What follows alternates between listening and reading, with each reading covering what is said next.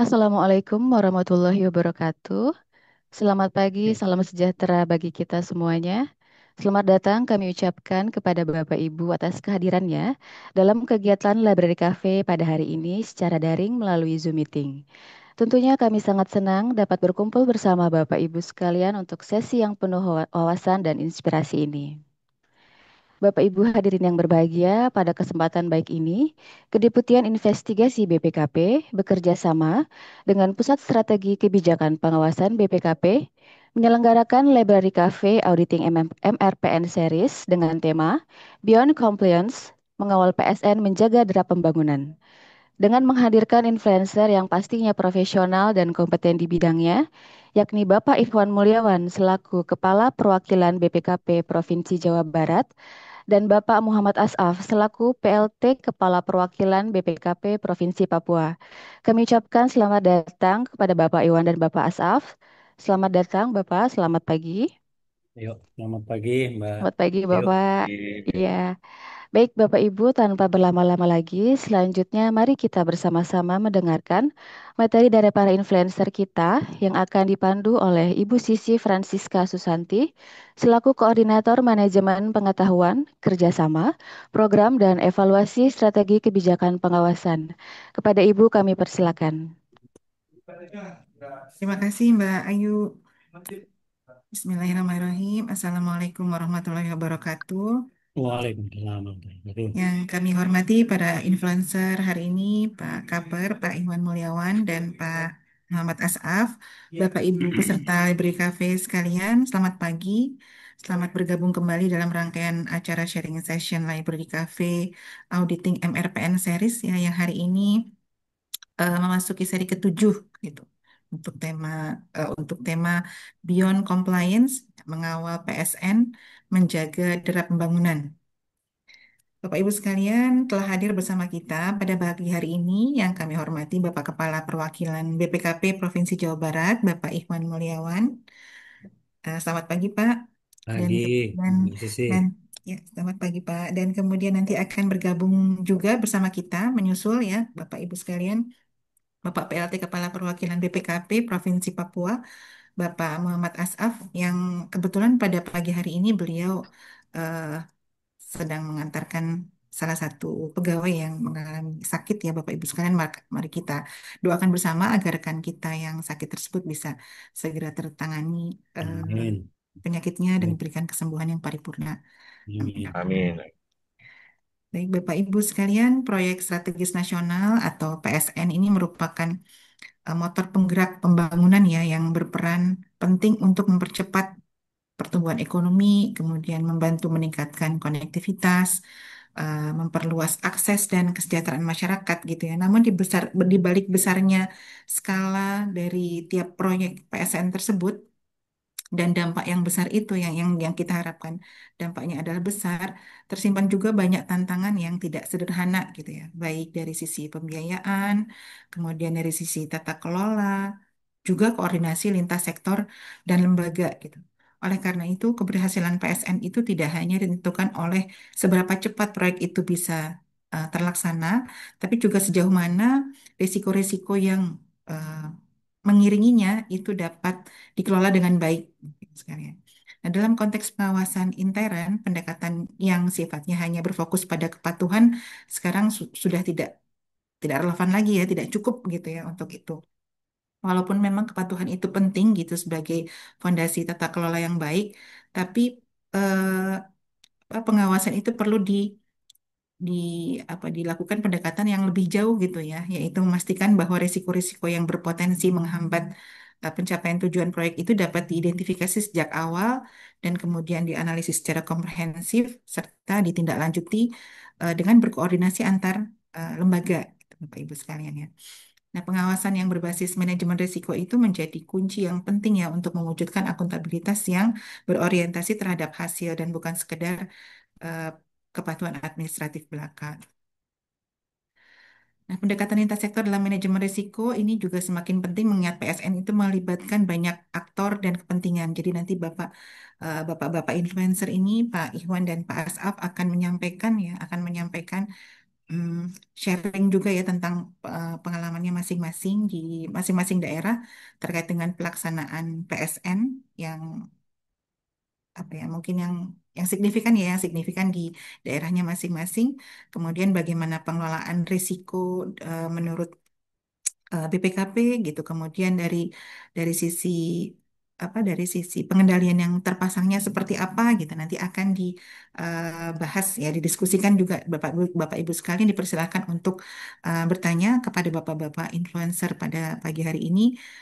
Dan mungkin nanti bisa interaktif ya Bapak Ibu sekalian nanti di awal ini Bapak Ikhwan Mulyawan akan menyampaikan dulu materinya dan kemudian Bapak Ibu sekalian bisa memberikan tanggapan dan pertanyaan. Untuk tidak berlama-lama mungkin oh ya izin kami menyampaikan dulu ya menyampaikan CV singkatnya Pak Iwan eh, sebagai Kepala Perwakilan BPKP Provinsi Jawa Barat saat ini dan sebelumnya beliau juga sudah keliling ya Bapak ya, keliling Indonesia ini di antaranya sebagai Kepala Perwakilan BPKP Aceh, kemudian Perwakilan BPKP Provinsi Kepulauan Bangka Belitung ya, kemudian Direktur Pengawasan Bidang Politik dan Penegakan Hukum pada Deputi Pengawasan Instansi Pemerintah Bidang Politik, Hukum, Keamanan, Pembangunan Manusia dan Kebudayaan. Banyak sekali apa namanya pengalaman beliau yang akan kita dengarkan pada pagi hari ini. Mungkin tidak berlama-lama lagi Pak Iwan, kami persilakan Pak untuk menyampaikan materinya. Sisi. Nah, oke, ini udah. Terima kasih Mbak Sisi, Sisi Francisca Susanti. Assalamualaikum warahmatullahi wabarakatuh.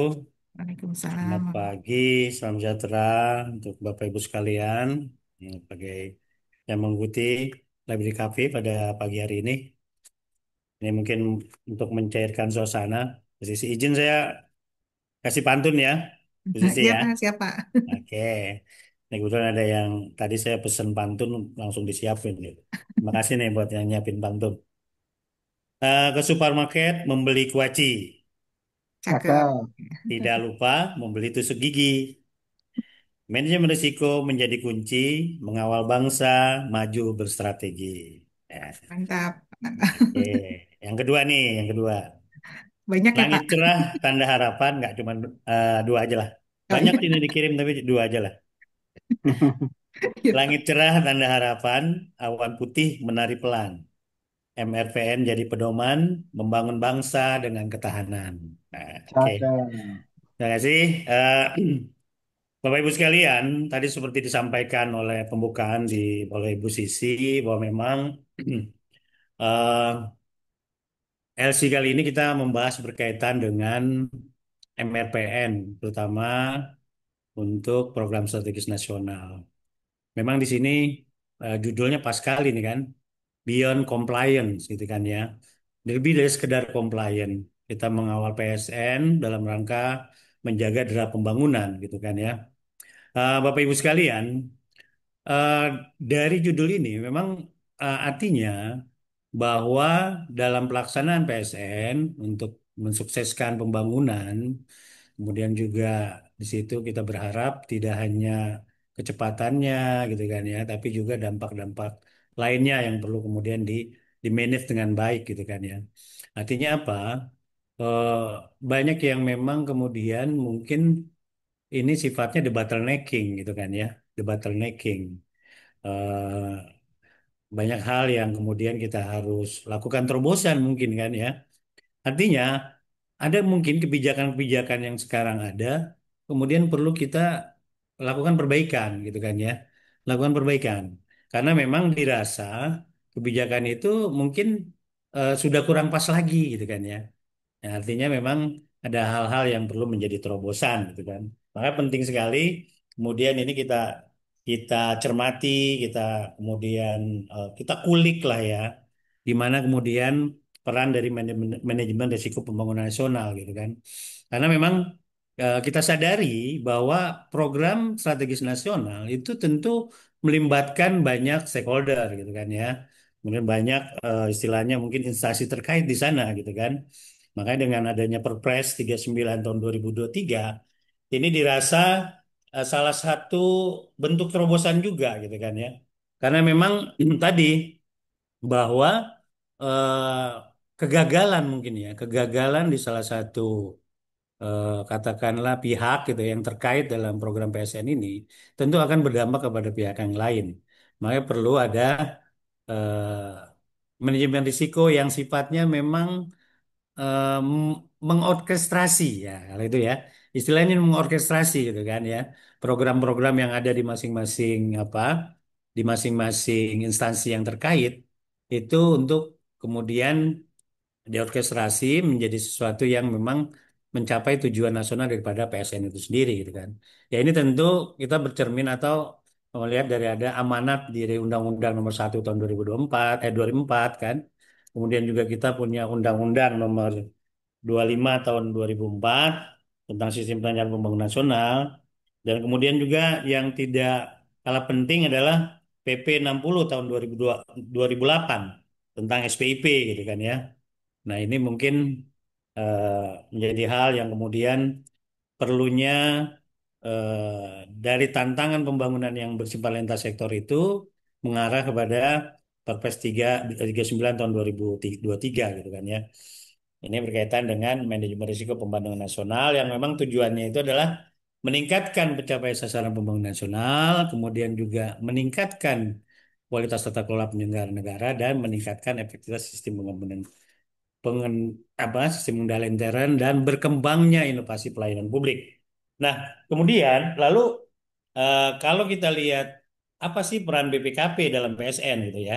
Nah, ini juga kita eh, mencoba melihat di Perpres 192 tahun 2014 yang memang kemudian terakhir diubah dengan Perpres 2 tahun 2025 di pasal tiganya ini BPKP diberi mandat untuk melakukan pengawasan terhadap program pemerintah yang bersifat strategis, ya, termasuk PSN. Lalu secara implementasinya, bentuk pengawasannya itu, ya, BPKP melakukan review, kemudian juga audit, ya kan, kemudian juga kita biasanya juga memberi konsultasi dalam bentuk juga misalnya kita beri atensi gitu ya kepada pemerintah pusat, BUMN maupun pemerintah daerah, ya kan. Kemudian juga melakukan penyusunan pengembangan kebijakan pengawasan intern pemerintah, konsultasi manajemen risiko, serta sosial penerapan SPP.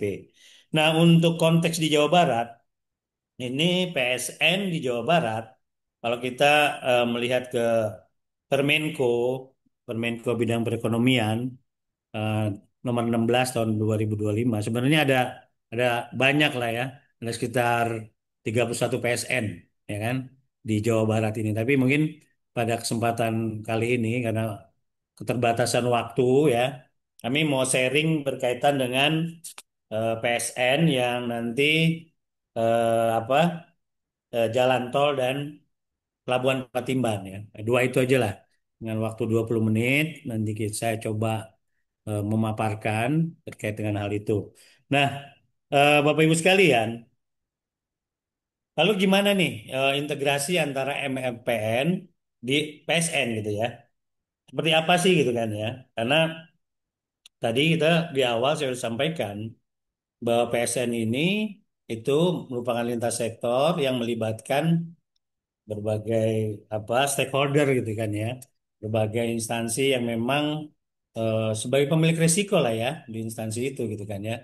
Maka kemudian kalau kita berkaca kepada three lines model gitu ya, di mana ada lini pertama, ada lini kedua, kemudian juga lini ketiga, ya kan, itu masing-masing kan punya peran, masing-masing punya peran dalam hal memanage ya kan, mengelola risiko ya kan, agar nanti PSN yang program strategis nasional ini yang nanti kami mengambil contoh kasus di Jalan Tol dan Pelabuhan Patimban, nah ini benar-benar bisa kita kelola risikonya gitu kan ya, seperti itu. Memang nggak nggak mudah memang ya kan, nggak mudah juga sebenarnya untuk mencoba mengimplementasikan manajemen risiko pembangunan nasional ini yang sifatnya lintas sektor gitu kan karena memang apa ya kalau boleh dibilang eh, ego sektoral itu kan masih gitu ya ego sektoral itu masih artinya itu juga yang menjadi variabel yang memerlukan perhatian juga gitu kan ya buat kita untuk bisa mengimplementasikan ini termasuk sebenarnya eh, budaya risiko gitu ya. Budaya sadar risiko juga kayaknya juga menjadi PR juga itu sebenarnya kan ya. Ya kita sadari bahwa memang berkaitan dengan manajemen risiko ini kan awalnya kan di private sector gitu kan ya. Kemudian kita mencoba mengimplementasikan di public sector yang kemudian ya itu PR-nya salah satunya adalah budaya sadar risikonya itu yang mungkin menjadi sesuatu yang buat kita perlu terus kita kembangkan gitu ya, kita tanamkan berkaitan dengan budaya sadar risiko gitu kan ya. Oke, Bapak Ibu sekalian, kita coba masuk ke di sektor jalan tol gitu ya. Ini kita di sebenarnya memang ini ada tiga ya Bapak Ibu sekalian di Jawa Barat yang kita soroti lah ya kali ini pembangunan jalan tol itu. Pertama eh, tol Cisundawu ya kan. Ya, ini udah beroperasi lah. Tol Cisundawu, kemudian juga apa? Tol Cimanggis Cibitung ya. Ya kalau Cimanggis Cibitung ini terasa sekali nih kalau kita misalnya dari tol Jakarta Cikampek gitu ya. Kita tuh kalau mau ke Jagorawi, ya kan nggak perlu keluar dulu tuh, ya kan? Nggak perlu keluar dulu di Cawang, kemudian baru masuk ke Jagorawi gitu kan ya. Kita bisa masuk di tol Cimanggis Cibitung, nanti keluar di Cimanggis gitu kan ya, di daerah eh, ada koneksi antara jalan tol Cikampek dengan Jagorawi. Kalau dulu kan kita harus sampai ke Cawang gitu ya. Kemudian ada Jalan Tol Ciawi Sukabumi Ciranjang Padalarang ini yang baru katakanlah yang baru bisa dinikmati itu Ciawi Sukabumi gitu kan ya.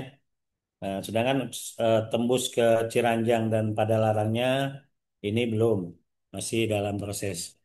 Bapak Ibu sekalian, ini ada beberapa titik kritis yang mungkin menjadi katakanlah bottleneck gitu ya, menjadi hambatan yang dalam pembangunan jalan tol ya. Nah, ini pertama mungkin ini berkaitan dengan lahannya itu di kawasan produktif gitu kan ya. Tentu di sini masyarakat kan agak resisten ya kan. Nah, terutama yang menjadi kendala adalah orang tuh nggak mudah gitu kan ya untuk direlokasi gitu kan ya. Kalau dia sudah nyaman berkegiatan ekonomi di suatu tempat, itu akan sulit sekali gitu kan. Eh, kalau misalnya sumber pendapatannya itu misalnya sawahnya yang sudah biasa mereka garap gitu kan ya menjadi sumber penghasilan mereka itu kemudian kena jalan tol gitu kan ya. Tentu di sini kan perlu dipikirkan. Nah, kalaupun direlokasi harus bisa menjamin tadi keberlangsungan ekonomi dari masyarakat tersebut gitu kan. Seperti itu. Kemudian juga misalnya ini biasanya juga terjadi juga nih kalau misalnya terkait dengan ada tanah-tanah wakaf ya kan. Nah, itu nggak nggak sederhana juga tuh untuk melakukan pembebasan eh, tanah-tanah wakaf gitu kan ya. Seperti itu. Kemudian juga terkait dengan skema KBBU ini juga biasanya ulet juga nih berkaitan dengan kompensasi kan. Artinya masa konsesinya itu berapa lama gitu kan. Karena memang yang namanya investor gitu kan, dia kan nggak mau rugi gitu kan ya. Artinya proyek rugi itu buat investor itu sesuatu yang kalau boleh dibilang haram lah kan, yang sampai rugi dia gitu kan. Mestinya kalau yang sifatnya itu adalah bisnis, ya tentu pertimbangannya profit kan, nggak mungkin dia untuk kemudian rugi karena harus bertanggung jawab juga dia kan terhadap pemegang sahamnya kan, seperti itu. Makanya memang di sini biasanya ada apa kalau boleh bilang negosiasinya itu cukup cukup alot gitu kan ya untuk menetapkan berapa lama nih skemanya seperti apa, berapa lama masa masa konsesinya. Nah, kemudian keterlambatan perizinan teknis terkait AMDAL, kemudian RT RW ya kan. Nah, rencana tata ruang apa dan wilayah itu juga perlu waktu juga itu kan. Kalau misalnya belum sesuai dengan RT RW, nah ini kan pembahasannya harus sampai perda kan. RT RW itu nggak hanya sekedar di eksekutif, ya kan? Itu terkait juga dengan legislatif. Nah ini hal-hal yang kemudian juga menjadi titik kritis yang istilahnya di awal-awal suatu perencanaan pembangunan itu seharusnya sudah termitigasi risiko itu. Oke, Bapak Ibu sekalian, jadi kalau tadi seperti sudah saya sampaikan dari tiga ruas itu yang memang eh, sudah terrealisir itu di Sundau.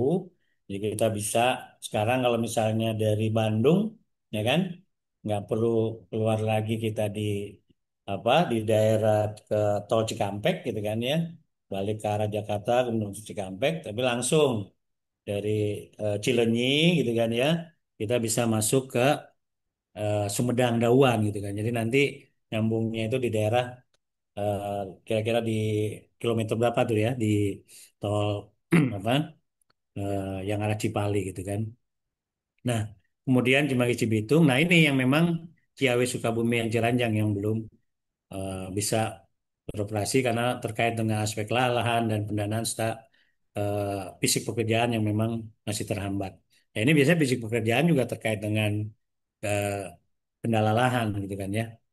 Nah, Bapak sekalian, ini memang kalau boleh dibilang kalau dari hasil pengawasan BPKP tentu kita memberi masukan lah ya kepada BPJT, kemudian juga Satker Pengadaan Lahan ya kan, termasuk sebenarnya dengan Transjabar misalnya kan, supaya memang itu segera bisa mensolusikan terhadap permasalahan yang terjadi. Bapak Ibu sekalian, ini kita coba lihat matriks berkaitan dengan listen learn di sektor jalan tol. Jadi kalau di permasalahan utamanya ini kita lihat bahwa ada dikaitkan dengan aspek pengadaan lahan, kemudian aspek pendanaan, ya kan? Di aspek pengadaan lahan, ya ini berkaitan dengan eh, kita menemukan atau menjumpai bahwa masih belum itu tuh apa dimiliki bukti kepemilikan atas tanah yang telah dibebaskan untuk jalan tol, ya kan? Nah, kemudian tadi seperti saya sampaikan masih ada tanah wakaf, ya kan? Nah, ini yang memerlukan waktu untuk pembebasannya. Kemudian kalau kita kemudian gimana sih bentuk koordinasi yang dilakukan gitu kan ya.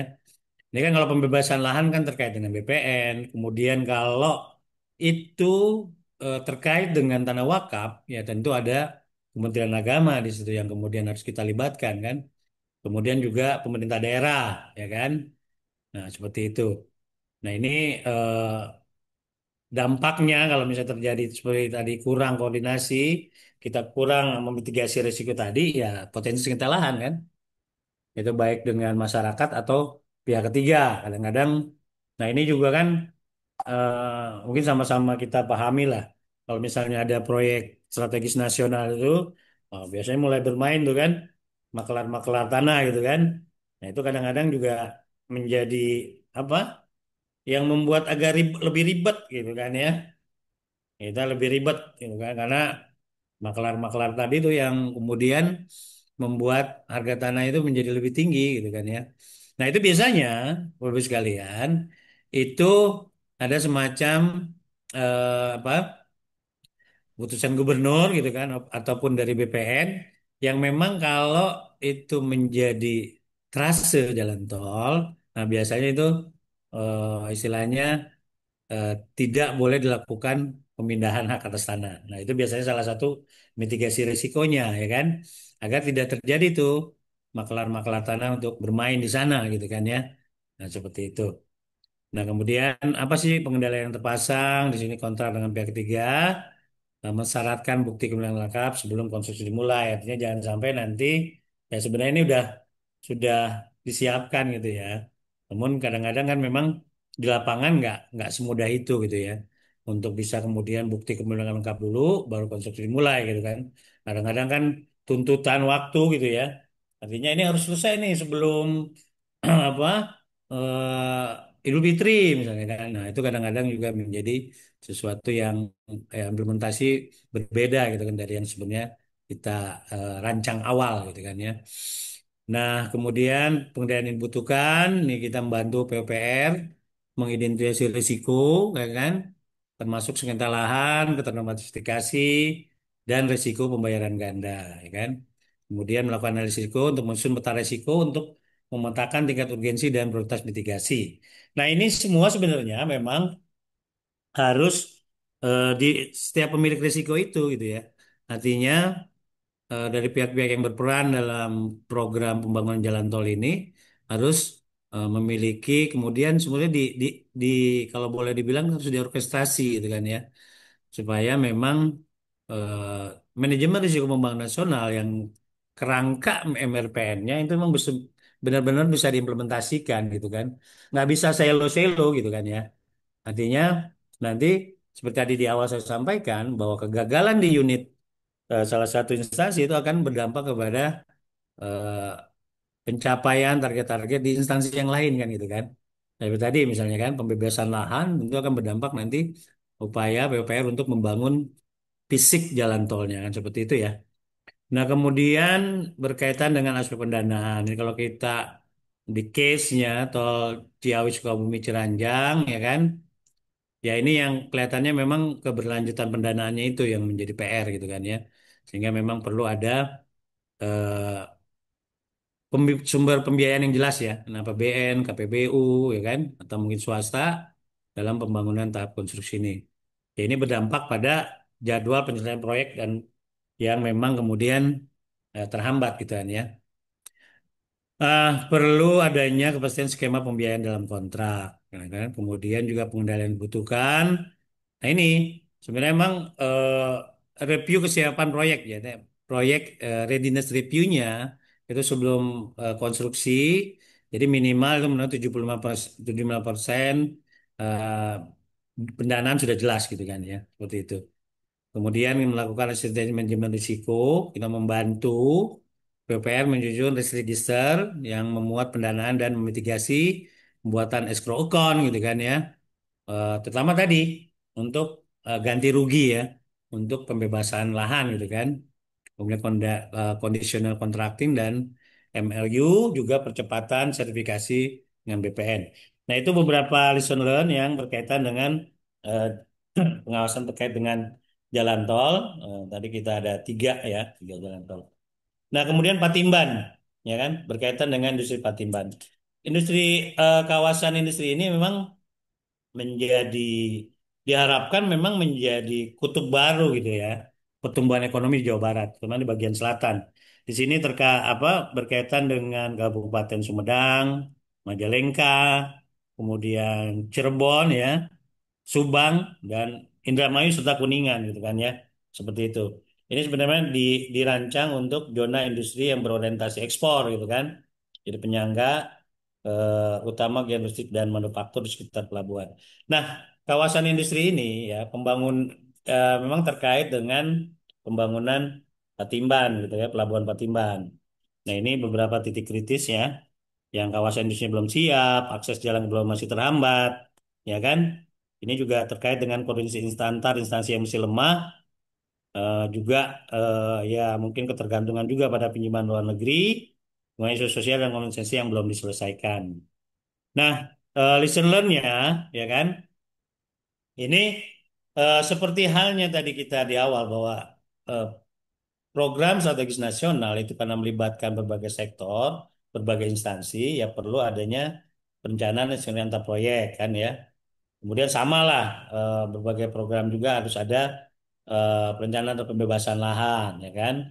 Kemudian tadi ada juga pembagian peran dan tanggung jawab lintas fungsi. Kemudian juga pembiayaan proyek tidak bisa hanya bergantung pada sumber eksternal karena tadi itu kalau memang hanya pinjaman apa luar negeri ya kalau sangat tergantung kan agak repot juga itu kan. Kemudian juga ada faktor sosial, ya kan? Itu juga menjadi hal-hal yang menjadi perhatian kita, gitu kan? Nah, di sini kalau kita lihat pengendalian terpasangnya ada visibility study, gitu kan ya? Kemudian juga supervisi dari PPR, pembentukan tim koordinasi PSN Patimban, dan banyak hal lah yang memang sudah katakanlah eh, menjadi existing controlnya, gitu kan ya, Bapak Ibu sekalian. Nah, eh, kemudian untuk mempersingkat waktu, seperti apa nih peran BPKP ke depan gitu kan ya. Nah, ini juga menjadi PR juga sebenarnya di kami di BPKP Provinsi Jawa Barat karena memang eh, sebenarnya memang ada satu tadi ya, kan kita memang dengan tantangan yang baru seperti ini, mungkin saya sebagai kepala perwakilan juga harus berinovasi gitu kan ya. Artinya berkaitan dengan program-program prioritas nasional yang ada di Jawa Barat, tentu kita tidak bisa hanya mengandalkan pengawasan itu dari APP. Seperti Bapak Ibu ketahui bahwa BPKP dalam melakukan pengawasan itu memang katakanlah menyusun agenda prioritas pembangunan, agenda prioritas pengawasan gitu kan ya, PP. Nah, tentu saja di sini menjadi PR di Jawa Barat adalah ada hal-hal yang mungkin memang itu dibutuhkan terobosan gitu ya. Artinya pengawasannya yang mungkin eh, menambahkan gitu ya. Ya kan? Artinya ada hal-hal yang kemudian kita memerlukan inovasi dengan melakukan tambahan pengawasan yang sifatnya mungkin menjadi inisiasi di Jawa Barat sendiri. Tadi misalnya kita membantu penyusunan baseline risk register, ya kan? Kemudian juga gimana mengembangkan dashboard risiko antar proyek gitu kan? Peta tanggung jawab, kemudian juga memberikan assurance. Ada contoh misalnya sekarang yang dihadapi pembangunan di Jawa Barat itu Pak KDM itu memang sekarang sedang menata, ya kan, menata agar eh, galian-galian C gitu ya, yang biasanya itu digunakan untuk proyek-proyek pembangunan itu benar-benar memang ditata kembali gitu kan ya. Nah ini penataan ini tentu saja ada sedikit berdampak gitu kan, karena sekarang untuk query untuk program pembangunan misalnya pembangunan jalan di Patimban itu memang salah satunya jalan tol misalnya kan ya. Jalan tol itu saat ini mungkin agak terbatas query-nya. Itu mungkin satu hal yang kemudian perlu menjadi apa eh, ruang diskusi gitu ya, ruang diskusi agar memang penataan tadi yang dilakukan tentu tidak menghambat pembangunan di Jawa Barat sendiri. Saya seperti itu. Mungkin itu yang bisa saya sampaikan, Bapak Ibu sekalian, sebagai penutup bahwa kita berharap bahwa memang dengan MRPN ini, dengan kita penting melakukan inovasi dan pengawasan, terutama untuk tadi ya mengawal draft pembangunan proyek strategis nasional.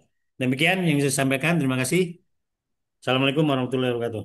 Waalaikumsalam Saya kembalikan ke warahmatullahi Bu Sisi. wabarakatuh. Ya, terima kasih Pak Iwan.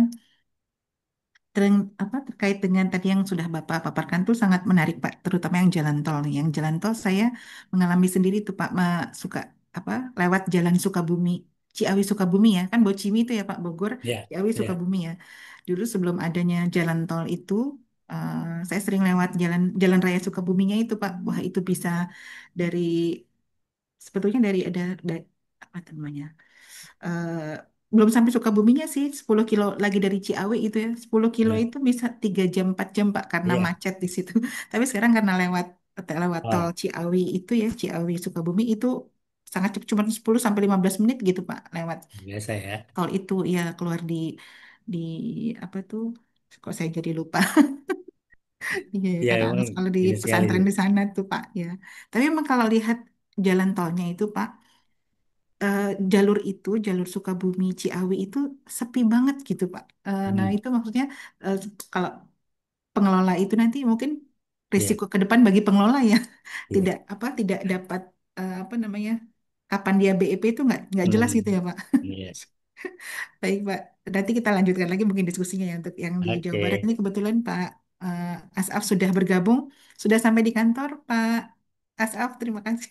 Alhamdulillah sudah Bu. Alhamdulillah. Mohon izin suara kami terdengar Bu. Terdengar Pak, Oh Alhamdulillah ya, jelas Pak. siap. Ya, baik Bapak Ibu sekalian, mungkin tidak perlu berlama-lama lagi ya mari kita dengarkan sharing dari BPKP Papua dari Pak Kapur nih Pak Muhammad As'ab mau sharing tentang bagaimana pengawasan di PSN yang ada di Papua dan termasuk permasalahan-permasalahannya semua. Mungkin kami persilahkan Pak As'ab untuk menyampaikan. Terima kasih Bu Cici. Bismillahirrahmanirrahim. Assalamualaikum warahmatullahi wabarakatuh. Waalaikumsalam. Selamat pagi, salam sejahtera untuk kita semua. Yang terhormat mentor kami, Bapak Iwan, Kepala Perwakilan BPKP Provinsi Jawa Barat. yang kami hormati Mbak Cici beserta seluruh tim LC dan para peserta yang sama berbahagia. Alhamdulillah wa syukurillah wa astagfirullah. Puji syukur kehadirat Tuhan Yang Maha Kuasa kita dipertemukan pada kesempatan ini. Secara substansi sebenarnya sudah dipaparkan oleh Pak Ikhwan, jadi mungkin kami akan lebih penekanannya pada implementasi manajemen risiko di PSN yang diselenggarakan di wilayah Papua. Sesuai tema, Bapak-bapak dan ibu-ibu sekalian, jadi pengawasan dengan model kepatuhan saat ini tidak lagi cukup. Ya, kita harus melakukan pengawasan lebih dari sekedar kepatuhan karena luang lingkup kita, baik dari sisi pengawasan maupun tata kelolanya, semakin luas, sementara sumber daya kita terbatas. Untuk itu diperlukan cara profesional atau cara yang dapat dipertanggungjawabkan, metode yang dapat dipertanggungjawabkan untuk dapat melaksanakan kegiatan dan mencapai tujuan secara efektif dan efisien sebagaimana amanah Sistem Pengendalian Intern Pemerintah PPA 60 tahun 2008 tentang SPIP.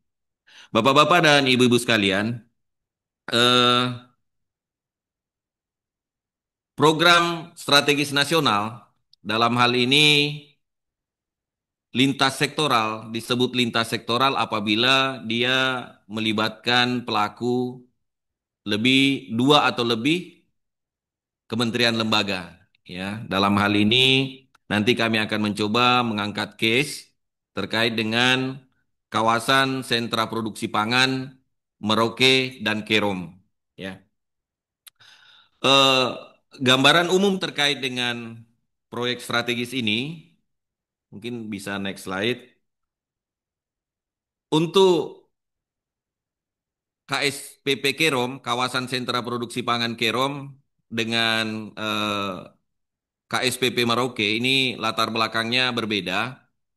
Kalau untuk KSPP Kerom ini direncanakan merupakan alih lahan atau kompensi lahan dari eks lahan sawit seluas 20 hektar akan dikompensi menjadi lahan pertanian untuk tanaman jagung. Ini letaknya di Kabupaten Kerom. Sementara untuk KSPP Merauke ini merupakan eks- intensifikasi lahan pertanian yang sudah jalan merupakan kelanjutan dari beberapa program-program sebelumnya, misalnya Merauke Integrated Food and Energy Estate atau MIFE dan MP3IE. Jadi ini merupakan kelanjutan. Jadi sebenarnya di dalamnya sudah ada lahan pertanian existing. Makanya untuk yang Merauke ini ditargetkan sebenarnya 1 juta hektar lahan pertanian yang fokus kepada tanaman pangan. Nah, kedua KSPP ini sudah masuk dalam RPJMN tahun 2025-2029 sebagai salah satu PSN. Nah, kalau kita lihat dasar kebijakannya sudah ada, kemudian tujuannya tentunya untuk meningkatkan ketahanan pangan.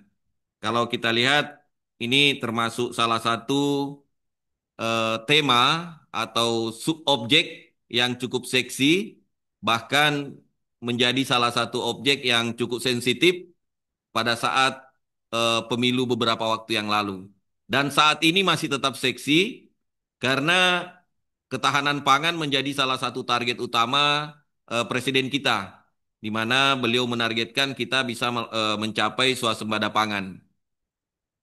Untuk itu diperlukan dukungan-dukungan peningkatan produksi bahan produksi pangan, termasuk di dalamnya jagung dan padi yang menjadi komoditas utama pada dua eh, PSN yang ada di Provinsi Papua.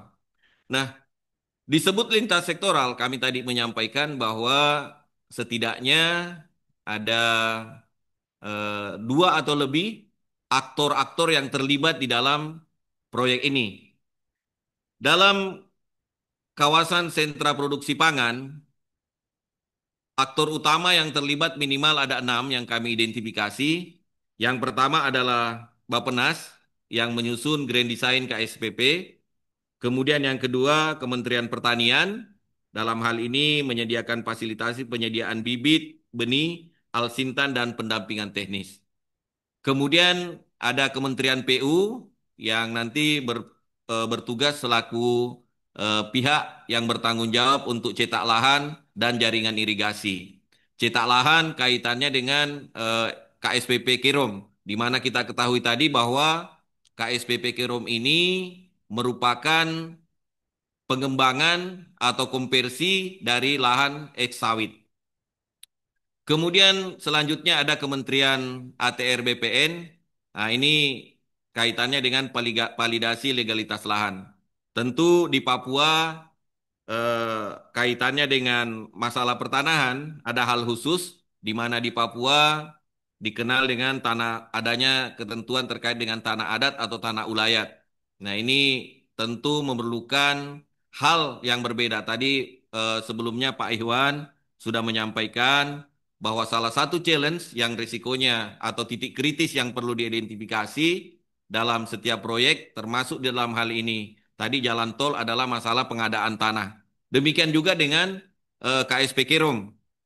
Itu juga menjadi tantangan tersendiri terkait dengan pengadaan lahan. Kalau tadi yang tol, tantangan utamanya terkait dengan adanya potensi munculnya calo-calo.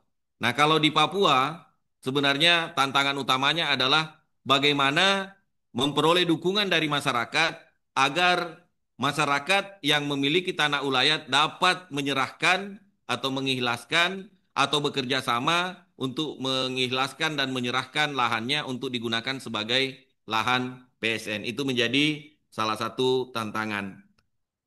Kemudian selanjutnya ada Bulog. Nah, Bulog ini kita harapkan menjadi off-taker. Dia yang akan menjadi BUMN yang akan menyerap seluruh produksi dari KSP ini. Kemudian yang terakhir adalah pemerintah daerah ini perannya selaku tuan rumah tentu memiliki peran yang sangat strategis. Kepala daerah lah, pemerintah daerah lah yang akan menyusun orkestrasi di daerah, bagaimana menyelaraskan kebijakan, mengkoordinasikan, dan memastikan pelaksanaan KSP ini berjalan secara efektif dan efisien sesuai dengan yang direncanakan. Nah, untuk KSP Kerom dan Merauke ini, kalau kita lihat progresnya, itu eh, dukungannya masih lebih banyak menggunakan dana APBN, ya. Meskipun kalau kita lihat keberadaan KSP Kerom dan Merauke ini sangat sejalan dengan kedudukan Papua sebagai daerah otonomi khusus, di mana Papua dalam otonomi khusus jilid 2 itu diharapkan mewujudkan Papua sehat, Papua cerdas, Papua produktif. Nah, dalam hal ini keberadaan KSP Kerom ini dapat menunjang ketiga tujuan tersebut, di mana adanya KSP Kerom, KSP Merauke diharapkan meningkatkan produktivitas, yaitu Papua produktif. Dengan adanya kemampuan peningkatan produktivitas ini, diharapkan nanti meningkatkan kesejahteraan dan penghasilan masyarakat di Papua. Dengan meningkatnya kesejahteraan masyarakat, meningkatnya penghasilan masyarakat, diharapkan dapat men-trigger peningkatan kesehatan dan peningkatan taraf pendidikan di masyarakat. Nah, kalau kita lihat di KSP Kerom, ini seperti yang kami sampaikan di awal bahwa direncanakan 20 hektar. Nah, ini seiring berjalannya waktu, ternyata eh, yang terrealisasi tidak sesuai yang diharapkan. Nanti kita lihat ada beberapa titik-titik kritis. Demikian juga yang ada di KSP Merauke yang direncanakan 1 juta hektar, yang terrealisasi hanya sekitar 60 hektar, dan yang ditanami hanya sekitar 13 hektar. Nah, bagaimana sih apa yang menyebabkan atau hal-hal apa, titik-titik kritis apa saja yang perlu diperhatikan dalam KSP di Kerom dan Merauke? Yang pertama terkait dengan grand design atau kebijakan. Kalau kebijakan tadi kita sudah lihat bahwa kebijakannya sudah ada dalam RPJMD, ya, RPJMN, mohon maaf. Kemudian yang kedua, kita masuk ke perencanaannya, yaitu grand design. Nah, untuk KSP Merauke, karena dia memang sudah pengembangan dari proyek-proyek sebelumnya, KSP Merauke ini sudah ada grand design-nya. Namun, grand design tersebut disusun sebelum ditetapkan sebagai KSPP. Nah, sampai saat ini, setelah ditetapkan, grand design-nya belum pernah diupdate. Nah, ini menyebabkan ada beberapa hal yang berbeda antara penetapan KSPP dengan grand design yang telah disusun sebelumnya. Tentunya ini berpengaruh terhadap efektivitas dan efisiensi pelaksanaan KSP Merauke. Bahkan kalau kita berbicara kaitannya dengan KSPP Kerom, sampai saat ini grand design-nya belum ada. Nah, ini tantangan tersendiri, ini titik kritis yang menurut kami perlu menjadi perhatian khusus. Kemudian yang ketiga, identifikasi permasalahan lahan masih minim. Nah, ini contohnya tadi untuk grand design untuk Merauke, pemetaan lahan antara beberapa pihak dari pertanahan, dari pertanian, ini timbul perbedaan pemetaan lahan. Sementara untuk di Kerom, terkait dengan lahan ini, belum diidentifikasi dengan baik karena ini eks sawit, mana yang eks sawit yang plasmanya masih aktif, mana yang sudah tidak. Sehingga memang cukup apa namanya? Cukup menjadi salah satu tantangan tersendiri, ya, termasuk di dalamnya kaitannya tadi dengan tanah ulayat. Kemudian yang selanjutnya, titik kritis selanjutnya adalah kegiatan dukungan sentra produksi pangan belum optimal baik infrastruktur maupun pemanfaatan alsintan. Nah, bantuan-bantuan yang diberikan ini masih sifatnya yang berpusat dari APBN. Jadi yang dari dukungan pemerintah daerah sendiri masih sangat terbatas sehingga dukungan peralatan ini belum optimal. Kemudian selanjutnya sarana dan prasarana pasca panen masih terbatas. Nah, eh, untuk kedua lokasi ini, apalagi khususnya yang di Merauke, rata-rata petani targetnya hanya sampai panen. Setelah panen dijual kepada mitra penggilingan. Dengan demikian, harga jualnya masih terbatas. Ini juga didukung kondisinya dengan peran Bulog yang belum optimal. Sehingga harga jual hasil panen petani, baik yang berupa jagung maupun yang berupa padi, itu belum sesuai dengan HET. Mereka menjual langsung kepada mitra penggilingan. Di samping karena terbatasnya peralatan, juga disebabkan karena terbatasnya modal. Sehingga mirip jadi ijon. Sebelum panen mereka sudah minta pinjaman kepada mitra penggilingan. Nah, ini menjadi tantangan tersendiri. Kemudian produktivitas masih rendah. Kalau kita lihat produktivitas lahan di apa namanya di Kerom, produksinya hanya 2,9 ton per hektar, jauh di bawah rata-rata nasional. Kalau nggak salah rata-rata nasionalnya di bawah di atas 4 ton per hektar. Sementara untuk padi di Merauke juga masih di bawah rata-rata nasional, di mana produksinya hanya eh, 3,9, sementara rata-rata nasional di atas 5. Nah, ini tentu menjadi tantangan tersendiri. Rendahnya ini banyak hal, titik kritisnya di mana tentu para stakeholder tadi tidak melaksanakan fungsinya dengan baik. Misalnya yang melakukan penyuluhan adalah Kementerian Pertanian, termasuk tadi misalnya yang di Kerom, peralihan dari konversi dari lahan sawit menjadi lahan pertanian harus dibutuhkan treatment khusus yang perlu pendampingan. Sementara fakta di lapangan begitu selesai dicetak oleh PU, diserahkan kepada petani untuk mengolah. Ini yang salah satu yang menyebabkan produktivitasnya masih rendah. Kemudian ketiadaan kebijakan yang mengatur tata cara pengolahan, peningkatan nilai tambah, distribusi, dan pemasaran. Ini juga bagaimana kita memberikan kompetensi kepada petani kita untuk melakukan olah pasca panen. Nah, ini ada kaitannya dengan nomor 6. Ini menjadi salah satu penyebab sehingga eh, apa produktivitasnya masih rendah. Kemudian keberadaan BUMN pangan kami tadi sampaikan Bulog belum optimal dalam menyerap hasil produksi. Contohnya di Kerom, di saat panen pertama itu cukup berhasil. Nah, melihat panennya cukup berhasil, banyak masyarakat yang menanam jagung. Setelah panen berikutnya, karena banyak masyarakat yang ikut menanam jagung, akhirnya ikut mekanisme pasar, harganya jadi turun. Ini menjadi satu permasalahan sendiri. Dan yang terakhir, lemahnya lembaga petani. Nah, ini diharapkan petani itu tidak sekedar sampai ke kelompok tani, tapi bisa juga mendirikan lembaga ekonomi petani.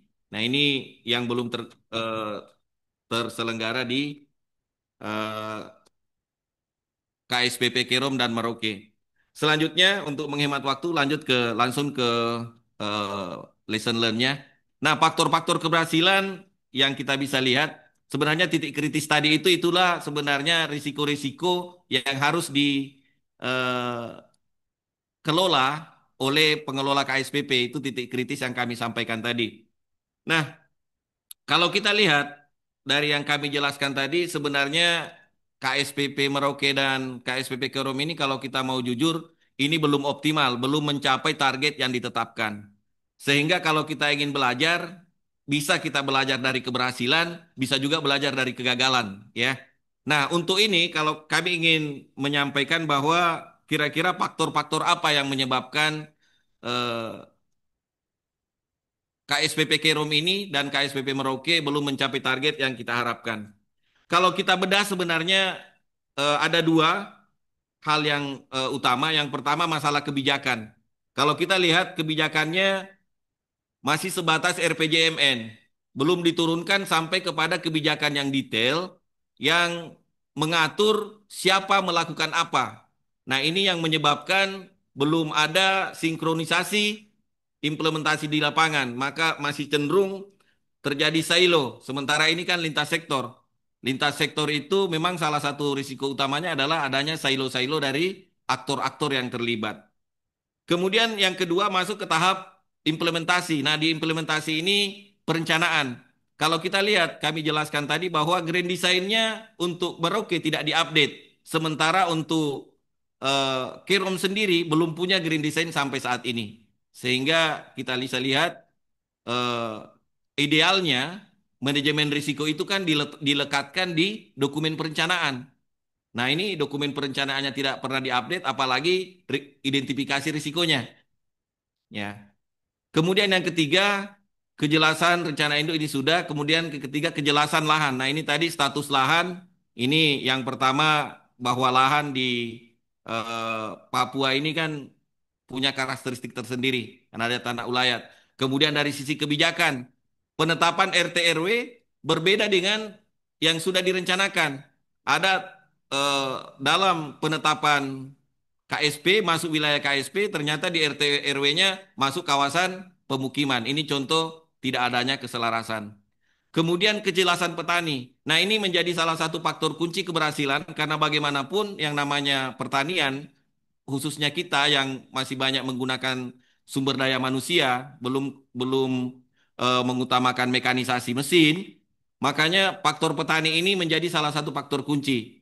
Nah, ini kalau misalnya tantangan di Kerom, kita tidak melakukan pendekatan budaya, kita tidak melakukan penyesuaian. Yang sebelumnya petaninya adalah petani kelapa sawit, beralih fungsi menjadi petani jagung. Ini karakternya berbeda. Nah, ini kita tidak melakukan pembinaan. Kalau kelapa sawit ini kan sifatnya jangka panjang dan dia sifatnya plasma yang dapat modal, dapat bantuan secara terus-menerus dari eh, pembinanya. Sementara petani jagung kondisinya berbeda. Nah, ini kita tidak melakukan pendekatan budaya. Demikian pula halnya dengan yang di Merauke. Meskipun itu petaninya sudah merupakan petani yang sudah melakukan kegiatan pertanian seperti biasanya, namun masih melakukan pertanian secara konvensional, tidak dilakukan pembinaan teknis secara memadai oleh instansi yang terkait. Nah, kalau kita lihat salah satu dampaknya dari KSPP Kerom ini dari 10.000 lahan hektar yang ditargetkan dengan jumlah petani terakhir saat ini lahan yang dikelola tinggal sekitar 6 hektar ya. 4 hektar dengan jumlah petani 4 orang. Ini kan sangat memprihatinkan. Jadi satu masalah di sini adalah kesinambungannya dipertanyakan. Sementara kita tentu berharap bahwa salah satu agenda utama dari program itu adalah going concern, bagaimana dia bisa berkelanjutan.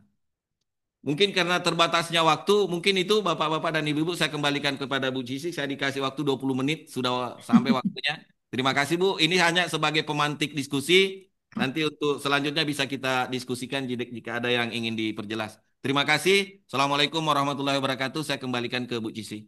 Waalaikumsalam warahmatullahi wabarakatuh. Terima kasih Pak Asaf atas sharing yang sudah disampaikan Pak. Baik Bapak Ibu, kolom untuk chat untuk bertanya sudah diaktifkan ya Bapak Ibu sekalian. Tapi kalau Bapak Ibu sekalian ada yang mau langsung bertanya, kami persilakan mungkin bisa raise hand di di forum ini.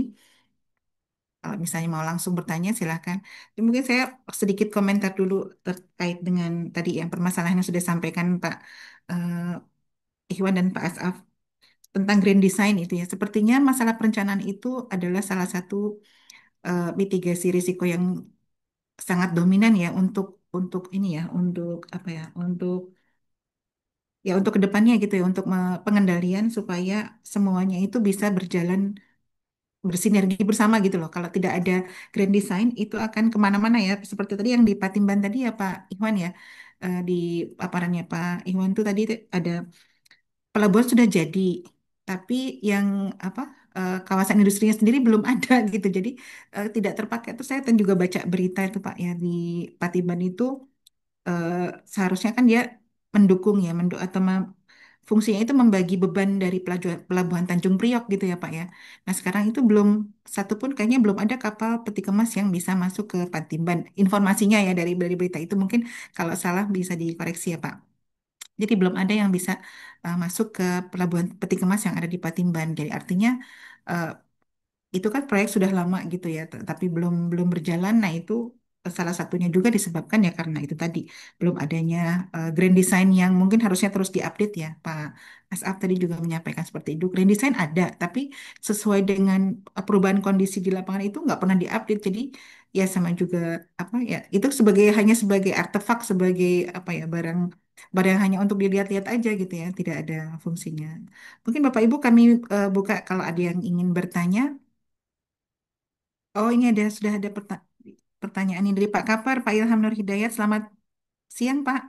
Pagi menjelang siang ya, Pak. Ini Pak sudah bertanya nih, Pak, di kolom chat dari Pak Ilham.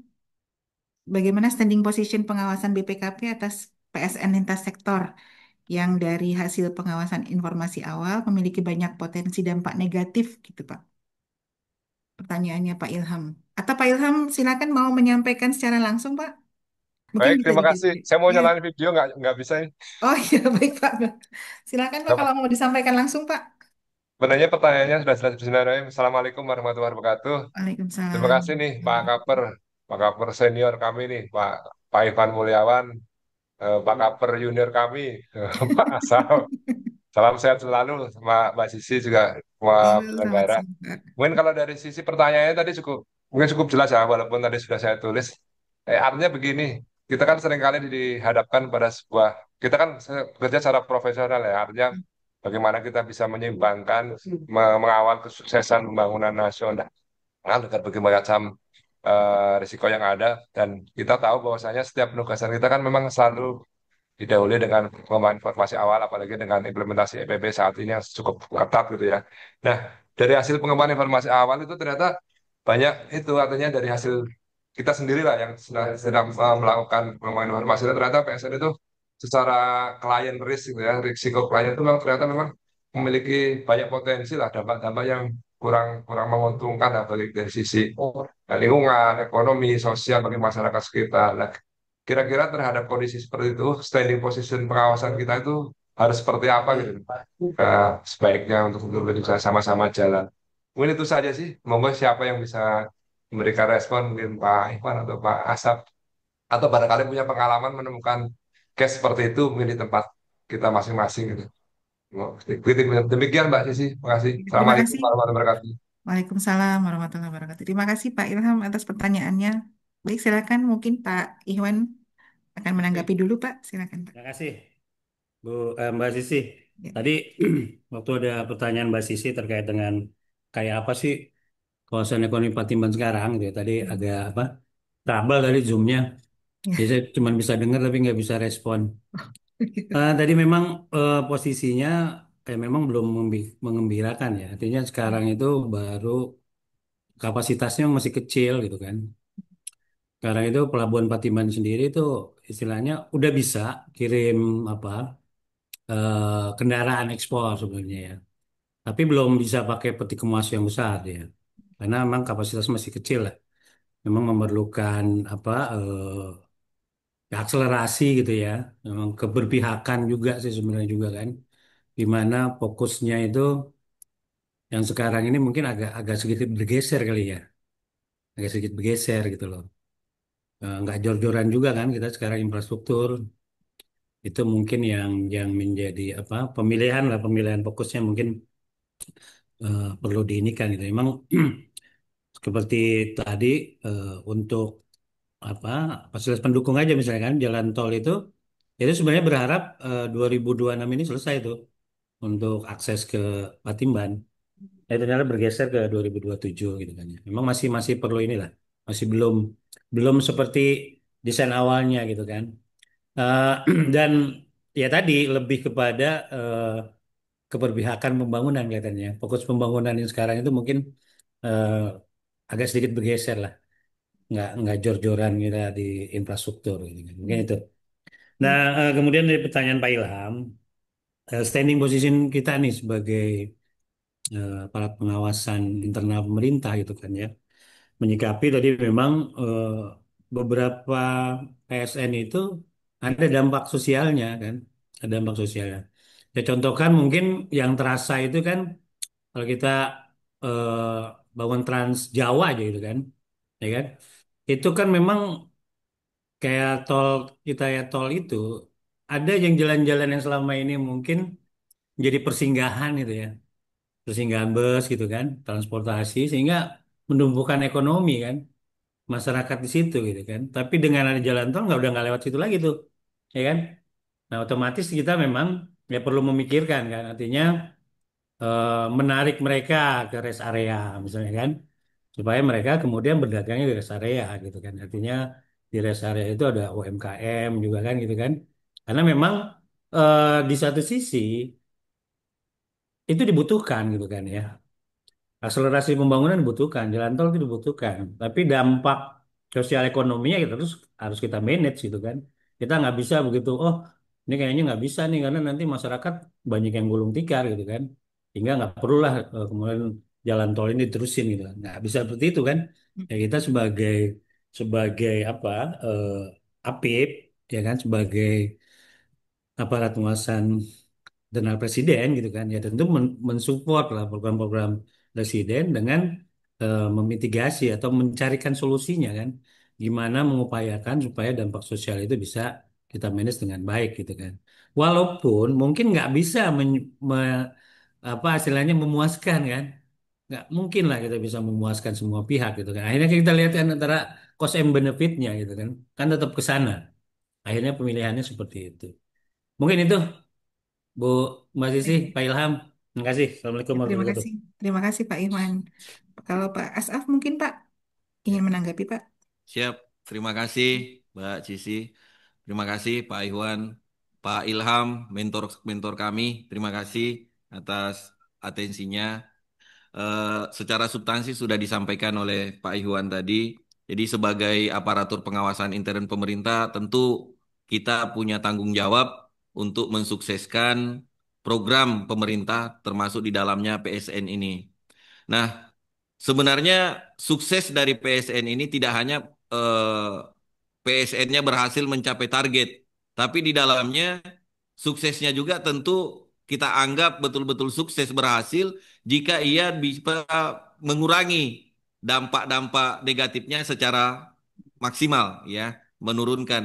Nah, posisi kita dalam hal ini tentunya kita menjadi jembatan ya kalau menurut saya inspirasi antara masyarakat dan target pemerintah bagaimana kita bisa mempertemukan tadi yang kami sampaikan di awal kita memastikan bahwa proyek strategis pemerintah dapat tercapai dengan dampak minimal terhadap lingkungan dan sosial. Misalnya kami ambil contoh di Papua, kalau untuk di Merauke memang mungkin tidak terlalu kentara dampaknya karena untuk dari sisi lingkungan, karena dari awal memang lokasinya sudah merupakan lahan pertanian.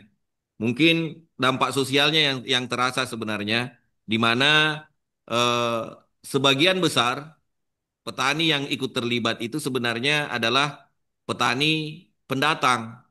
Sementara orang asli Papuanya sendiri tidak begitu banyak yang tertarik meskipun sudah kita sudah bukan kita sudah diajak oleh pelaksana di lapangan namun mereka kurang tertarik dengan pertanian. Tentu dalam hal ini untuk mengurangi kecemburuan tersebut harusnya pihak pelaksana melibatkan tokoh masyarakat, tokoh adat dan tokoh agama yang merupakan orang-orang atau tokoh-tokoh yang mendapat perhatian, mendapat tempat khusus di Papua. Demikian halnya di Kerom. Misalnya Kerom yang sebelumnya lahan sawit diubah menjadi lahan pertanian, potensi lingkungannya kan cukup terbuka. Nah, tentu di sini diharapkan bagaimana penanganan dari pengelolaan sehingga potensi kerusakan lingkungan bisa diminimalkan dengan berubah dari kelapa sawit yang sebelumnya kelapa sawit ini tentu saja merupakan lahan hijau kalau kita lihat berubah menjadi lahan pertanian.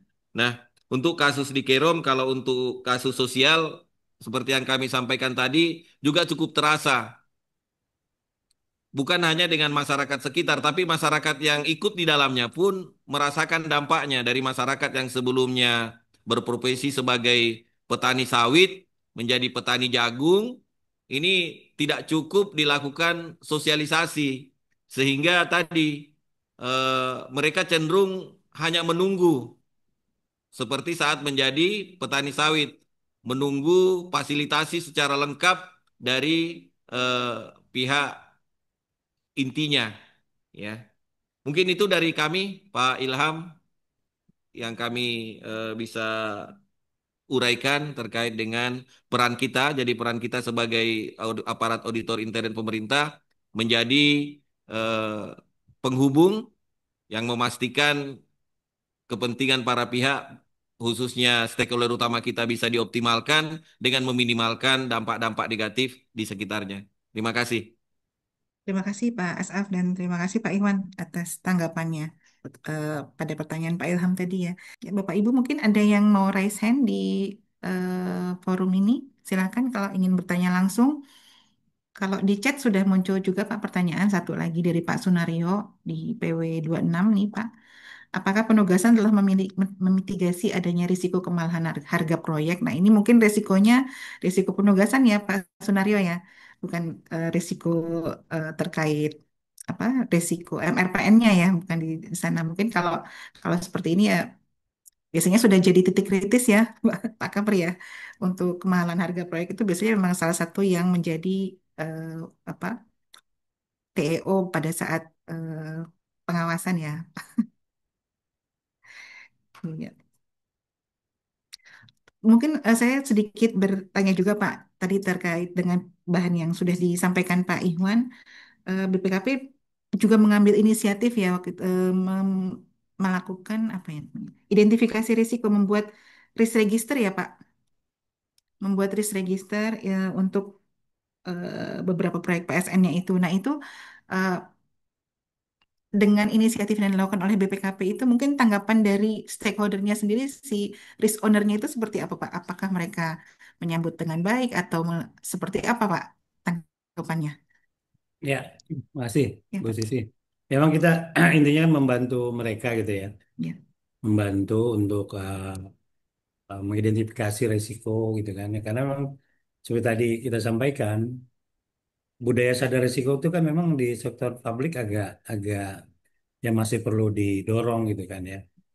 Supaya memang benar-benar dalam pelaksanaan kegiatannya itu aware kan terhadap risiko itu gitu kan ya. Ya, buat kadang-kadang kan mereka gini juga kan. Oh itu sih sebenarnya kami udah lakukan Pak gitu kan. Kan seperti itu. Ya kan dari sisi ya antara kalau dibilang responnya itu antara senang atau tidak dan enggak gitu kan. Kadang-kadang Ya. sulit kita untuk ininya gitu kan. Ya. Sulit kita untuk membacanya gitu kan. Ya. Ya mungkin karena kita BPKP kita bikin ya senang-senang aja gitu kan. Welcome-welcome aja gitu kan. Tapi sebenarnya mungkin kadang-kadang kan gini juga, ah, ngapain juga sih gitu kan. Itu kan biasa kita lakukan gitu kan. Hmm. Jadi seolah-olah menjadi sesuatu yang cuma menambah gitu loh. Mereka merasa kok cuma nambahin kerjaan sih gitu kan. Itu Hmm. mungkin sesuatu yang menjadi PR lah Ya. buat buat kita gitu kan yang seperti itu. Mungkin itu Karena Bu Sisti. awareness itu tadi Pak ya, awareness terhadap Iya, risiko. Risiko itu masih dianggap sebagai sesuatu yang ini jadi kayak membuka apa, membuka aib ya, membuka apa ya gitu. Yang nggak mau dibuka itu. Padahal risiko itu kan belum terjadi ya Pak. Maksudnya itu. iya, seperti itu. Ya, iya Pak. Baik. Nah ini ada Pak Robudi Pak, sudah angkat tangan nih mau bertanya. Silakan Pak Robudi. Ya, oke, terima kasih Bu Cici. Ya Pak. Selamat pagi Pak Iwan, Lagi Pak Budi. Pak Asaf. Selamat pagi Pak Asaf. Ya, Baik, terima kasih. Tadi saya mau menyambung statementnya Pak Iwan dan Pak Asaf tadi. Bicara PSN, yang utama selain tadi ketercapaian, ini efektivitas ya Pak. Jadi kan kalau di mass media PSN-nya bisa terbangun, tapi efektivitas. Nah mungkin bisa dijelaskan Pak, kira-kira nanti efektivitas PSN ini akan seperti apa gitu dan apa yang BPKP sudah lakukan untuk memastikan tadi bisa tercapainya efektivitas PSN yang optimal. Itu aja Pak Iwan, Pak Asaf. Terima kasih Bu Cici. Terima kasih Pak Robudi. Ya, mungkin Pak Irwan mau menanggapi Pak. Silakan Pak. Ya, makasih Pak Budi. Ini mentor tenis meja saya nih Pak Budi. Dan masih masih masih main tenis meja lah mudah-mudahan nih Pak Budi nih. Masih Oke. Pak. Eh, ya tadi ya, saya ambil contoh misalnya tadi Patimban gitu misalnya ya. Saya jangan ambil Patimban lah. Kalau yang sekarang memang yang sudah terbangun itu kan Pelabuhan Patimban gitu kan. Sebenarnya itu akan sangat katakanlah sangat menggerakkan ekonomi di wilayah selatannya Jabar itu ya. Tadi yang kawasan di 7 kabupaten itu ya. Ada apa? Jadi itu ada Kuningan, kemudian juga di Cirebon gitu ya, Indramayu, ya kan, Majalengka gitu kan. Sebenarnya itu kalau misalnya kawasan eh, kawasan Patimban Industrial Estate-nya itu terbangun itu sangat luar biasa sekali gitu ya. Karena memang di situ akan terbangun kawasan industri gitu kan. Terus ada pelabuhan di situ, jalan tolnya juga kemudian mensupport gitu kan ya. Kan itu sangat luar biasa gitu kan. Jadi istilahnya nggak bisa sendirian gitu kan ya. Kawasan industri itu sendiri berdiri misalnya kan tanpa disupport yang lain. Apalagi sebenarnya ada rencana juga dukungan untuk kereta api gitu kan ya. Seperti itu. Jadi eh, semua itu tentu akan mensupport keberhasilan pembangunan di kawasan industri Patimban gitu kan ya. Jadi efektivitasnya kawasan industri pembangun PSN di situ ya tentu tadi tuh kalau memang eh, tujuan dari pembangunan kawasan industri Patimban itu benar-benar tercapai gitu kan ya untuk kegiatan ekonomi di sana, pembangunan industri di sana gitu kan ya. Karena memang kalau sekarang yang ada sekarang itu eh, lebih kepada tadi. Ini kan di apa di dekat situ juga ada Karawang ya. ya kan, industri mobil gitu kan. Nah itu memang di sana tuh baru jadi ini aja tempat untuk transitnya rencana ekspor tadi kan, rencana ekspor kendaraan gitu. Itu pun belum maksimal kan. Memang di pelabuhannya sendiri kapasitasnya juga belum seperti yang diharapkan gitu kan. Jadi memang istilahnya masih perlu tadi tuh eh, keberpihakan juga gitu kan, rencana pembangunan yang sekarang ini gitu kan ya. Karena sekarang kita sadari itu dari di awal kita saya sudah sampaikan juga mungkin agak sedikit bergeser kan dari yang apa menggenjot infrastruktur gitu kan di 10 tahun pemerintahan sebelumnya dengan yang sekarang yang lebih kepada untuk belanja publik artinya untuk yang yang sifatnya memang kemudian nyentuh masyarakat langsung gitu kan. Nah, itu mungkin yang menjadi satu hal yang buat kita juga eh, menjadi perhatian gitu kan. Ya tentu eh, ya perlu juga lah ya kalau di BPKP tentu akhirnya dari sekian program-program pembangunan tadi yang kemudian menjadi perhatian nasional kan ada prioritasinya gitu kan ya. Kan gitu ya. Ya tentu sebenarnya memang ya kalau kita mampu menunjukkan itu kan ya kan cost and benefitnya kemudian oh kalau misalnya ini benar-benar terbangun dampak ekonominya kayak apa gitu kan ya. Ya walaupun itu mungkin bisa kita lakukan diskusi dengan ahlinya juga gitu kan. Kalau BPKP kan nggak sampai segitu gitu kan, paling kita punya ide apa terkait dengan rencana pembangunan di sana, kemudian kita berharap itu menjadi prioritasi, ya tentu kita akan diskusi kan dengan ahli-ahlinya supaya memang kita bisa menghasilkan satu kajian bahwa ini nih ini jadi prioritas nih Pak gitu kan. Apalagi mungkin kedekatan antara Pak Pak Kepala dengan Pak Presiden itu mungkin bisa langsung kan itu kan. Kalau saja kita bisa membuat suatu kajian yang memang menunjukkan oh Patimban ini dampaknya sedemikian sedemikian besarnya gitu kan ya. Nah, itu mungkin perlu seperti itu gitu kayaknya kan. Perlu ada yang eh, memperlihatkan bahwa ini perlu menjadi prioritas gitu kan. Jadi seperti itu. Jadi mungkin itu Pak Robdi artinya yang bisa kita lakukan di BPKP dengan kondisi yang sekarang mendorong mana sih yang kemudian kita berharap itu menjadi prioritas gitu kan. Seperti itu. Oke, mungkin itu. Makasih. Terima kasih Pak Iwan. Kalau Pak Asaf, Pak, mungkin dari Siap, ada pendapat lain, Pak. Silakan. siap. Terima kasih. Terima kasih Pak Robudi. Beliau ini juga mentor saya di Deputi Perekonomian dulu, lama menjadi mentor saya. Saya banyak belajar dari beliau. Nah, kalau dari sisi efektivitas secara sederhana sebenarnya indikator efektivitas itu kan tercapainya tujuan. Nah, kalau tadi Pak Ikhwan menyampaikan misalnya untuk tol misalnya pemanfaatannya jelas ya kita bisa lihat. Nah, kalau untuk yang di kami kawasan sentra produksi pangan ini jauh lebih menantang menurut kami dan yang paling eh, utama menurut kami karena targetnya adalah mewujudkan swasembada pangan, tentu adalah kesinambungan dari program ini.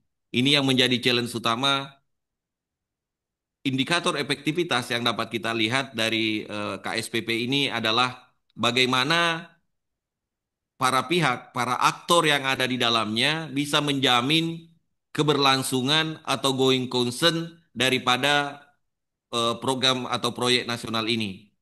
Nah, kalau kami sampaikan tadi misalnya yang di Kerom, yang sebelumnya sudah sekitar 10.000 hektar yang sudah dibuka, kemudian yang sudah ditanami sekitar 5.000 hektar, kemudian saat ini tersisa kurang dari 10 hektar dengan petani tinggal 4 orang. Ini kan sangat menyedihkan kesinambungannya. Jadi kalau dari sisi efektivitas untuk Kerom sendiri kami lihat masih sangat rendah ya. Nah, khususnya masalah kesinambungannya. Untuk itu sebenarnya kami sudah menyampaikan beberapa rekomendasi strategis termasuk di dalamnya bagaimana tadi menumbuhkan minat petani-petani muda harus dibuat suatu program akselerasi sebagai dukungan dari proyek strategis ini untuk menarik minat para petani-petani muda untuk ikut terlibat di dalam proyek PSN ini sehingga SDM-nya bisa lebih banyak dan kompetensinya bisa lebih baik.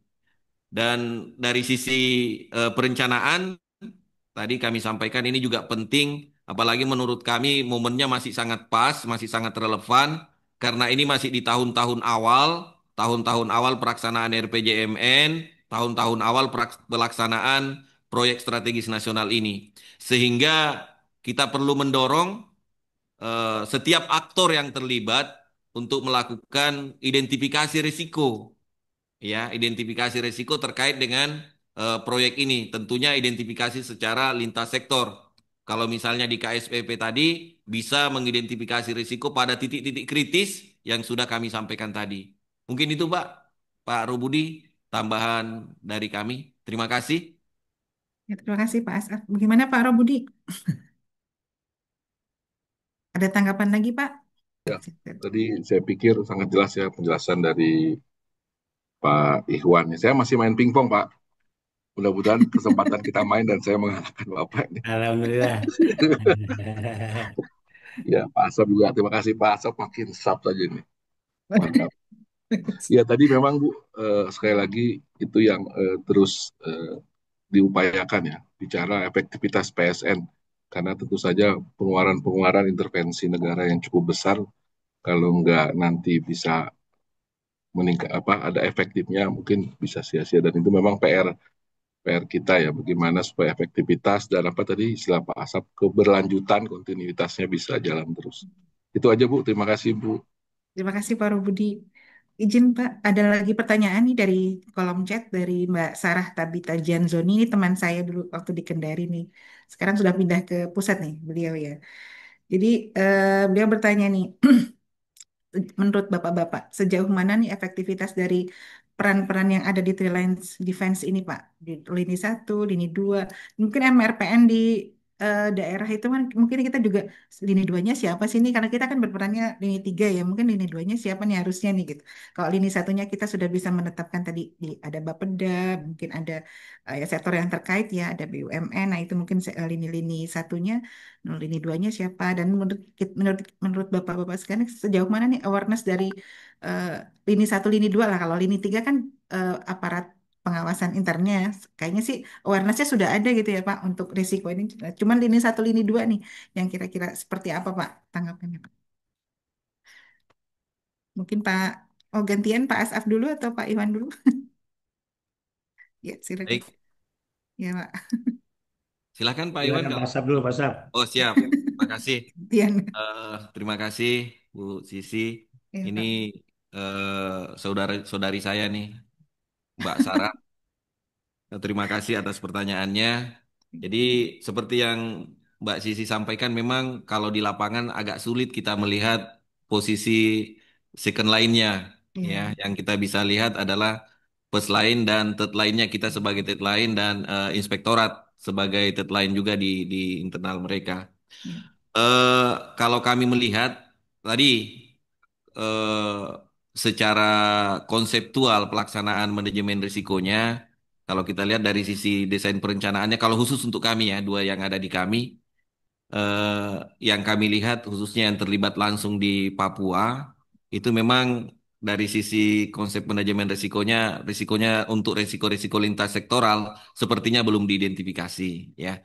Kemudian kalau mungkin yang risiko operasional di masing-masing aktornya itu sudah. Jadi di level risiko operasional di saat mereka misalnya melakukan pembangunan jalan tani yang menuju ke itu mereka sudah mengidentifikasi risiko jalan taninya itu. Tapi risiko sebatas risiko operasional yang ada di unit penanggung jawabnya dalam hal ini misalnya unit PU misalnya ya. Kemudian misalnya pembukaan lahan yang menjadi tanggung jawabnya unit PU. Mereka sudah mengidentifikasi risikonya, tapi lebih ke risiko operasional di bidangnya. Nah, tanggung jawabnya sebenarnya adalah tadi momennya pas sebenarnya. Ini kan masih di awal, ya. Harusnya di perencanaannya sekarang itu sudah diidentifikasi risiko-risiko lintas sektornya, MRPN-nya lah kalau dalam konteks ini kan. Nah, peran kita sebagai BPKP justru mengingatkan itu karena ini belum ada. Kalau kita lihat dalam teori manajemen risiko kan Yang pertama, kita sebagai BPKP dalam konteks manajemen risiko bisa memiliki dua peran. Yang pertama, di saat mitra kita sudah mampu melakukan penerapan manajemen risiko dengan baik, dengan maturitas yang baik, misalnya dalam konteks kita maturitasnya sudah level 3, maka kita bisa turun dengan senjata assurance kita. Kita memberikan assurance penjaminan atas implementasinya.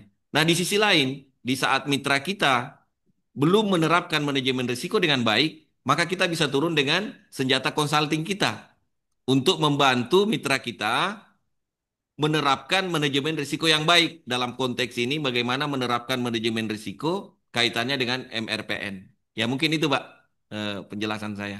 Terima Ya. kasih. Jadi kesimpulannya Bu Sarah, kalau untuk level satunya cenderungnya identifikasi risikonya masih sebatas risiko operasionalnya di unit yang bersangkutan belum lintas sektor. Unit keduanya susah kami identifikasi, agak sulit untuk melihat siapa sih pemeran lini keduanya. Nah, lini ketiganya sih Kak, sebagai BPKP dan inspektorat, kita melihat kondisi. Apakah kita turun dengan assurance atau turun dengan consulting. Terima kasih.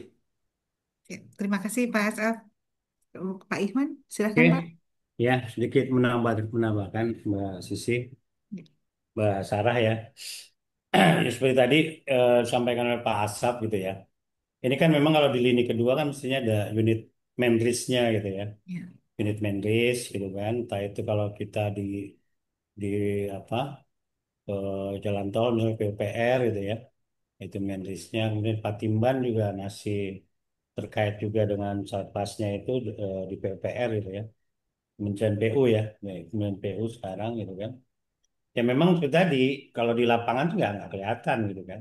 Kelihatan gitu kan perannya seperti apa ya kan. Apalagi memang dikaitkan dengan konsep MRPN ini gitu kan ya. Sebenarnya kan kita juga punya punya PR membumikan MRPN kan. Artinya eh, ini amanat ini kan 2023 gitu ya.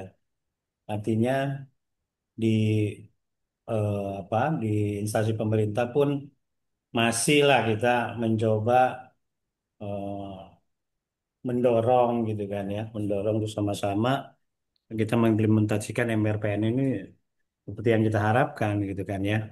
Jadi memang masih masih PR lah peran apa eh, terkait dengan kita memanage memanajemen risiko gitu untuk lintas sektornya gitu kan ya. Kita masih PR gitu kan, menjadi PR kita gitu kan. Kalau misalnya yang selo-selo sih ya tadi ya ada yang kalau berdasarkan pengalaman kami ya seolah-olah kan mereka sebenarnya oh kami sih biasa Pak melakukan itu gitu kan. Tapi kalau seperti apa misalnya kemudian ayo kita tengok lagi gitu kan. Kita update registernya gitu kan. Kalau kita udah turun di lapangan agak sesuatu yang menurut mereka kayaknya ini cuma nambah kerjaan aja Pak gitu kan. Jadi kayak gitu kan. Ya suatu hal yang memang menjadi PR lah masih menjadi PR kalau menurut menurut kami ya seperti itu. Mungkin itu segala tambahan dari saya. Terima kasih. ya, ya, Pak. Terima kasih Pak Ihwan. Mungkin juga kalau MRPN ini kan selama ini kita melihatnya kan dari sisi eh, lini satunya ya, apa manfaatnya MRPN bagi sebetulnya kan MRPN itu manfaatnya bagi mereka ya, apa Mhm. memastikan semua tugas mereka dalam apa mendukung proyek itu berjalan lancar gitu. Tapi mungkin bagi BPKP sendiri sebetulnya bisa dimanfaatkan juga ya Pak ya, MRPN ini dari Mhm. hasil apa eh, identifikasi yang kita lakukan ya harusnya mungkin bukan kita ya, bukan kita yang melakukan identifikasi, tapi karena ya nggak ada yang bikin ya, akhirnya kita yang memikirkan kan risiko lintas sektor itu seperti apa.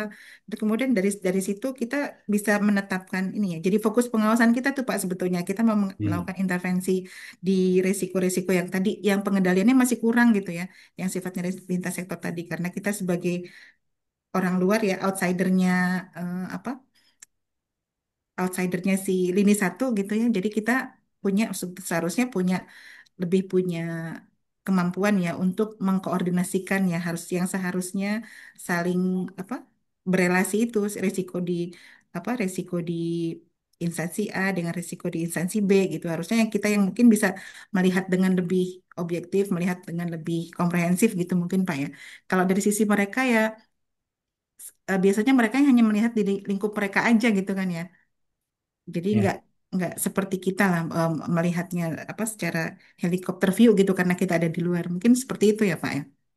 Ya, bisa seperti itu, Bu. Ya kayak saya contohkan ini misalnya kan ya, Ya. penataan galian C, ya kan, di Jawa Barat misalnya kan, ya itu mungkin secara konsepnya gitu ya, konsepnya kan kita memang mencoba agar tidak eh, bisa terencana dengan baik gitu ya pemanfaatannya sehingga tidak merusak lingkungan secara jor-joran gitu kan. Ya, Nah, gitu kan. ya, Artinya itu suatu hal yang sangat baik gitu kan.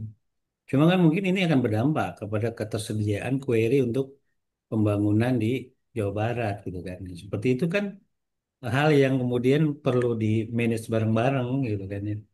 Nggak bisa misalnya karena ada tujuan seperti ini, kemudian ada tadi dampaknya ke ketersediaan query, ya kemudian eh, cuman silo kan nggak bisa seperti itu. Itu mungkin salah satu yang contohnya lah ya, contoh real yang terjadi. Mungkin itu aja sih. terima kasih Pak Iwan.